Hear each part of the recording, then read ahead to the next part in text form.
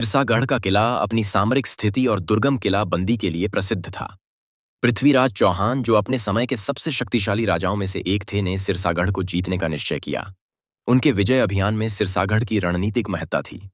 दूसरी ओर सिरसागढ़ के रक्षक थे वीर युद्ध मलखान, जिनकी बहादुरी और युद्ध कौशल की चर्चा दूर दूर तक थी। युद्ध मलखान ने अपने सीमित सैन्य बल के साथ सिरसागढ़ की रक्षा के लिए कमर कस ली थी। युद्ध के मैदान में पृथ्वीराज चौहान के विशाल सेना ने आक्रमण किया।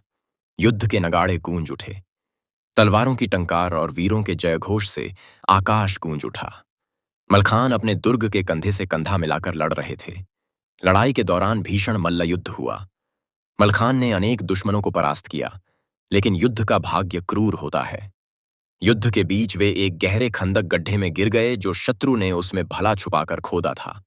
गिरते ही दुश्मनों ने उन्हें चारों ओर से घेर लिया और वीर मलखान की घोड़ी ने उन्हें बचा लिया और उनकी किले में जाकर वीर गति को प्राप्त हो गए। उनका बलिदान सिरसागढ़ के इतिहास में अमर हो गया।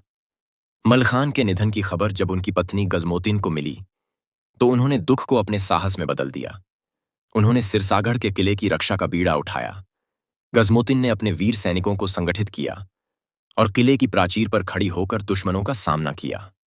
उनके नेतृत्व में सैनिकों ने दुश्मन सेना को किले में घुसने नहीं दिया।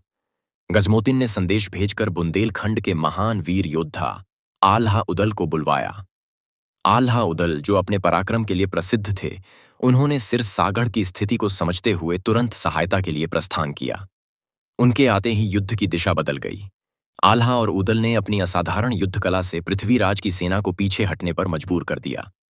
सिरसागढ़ की लड़ाई में वीर मलखान का बलिदान, गजमोतिन की अदम्य साहसिकता और आल्हा उदल के पराक्रम ने एक अमर गाथा रच दी।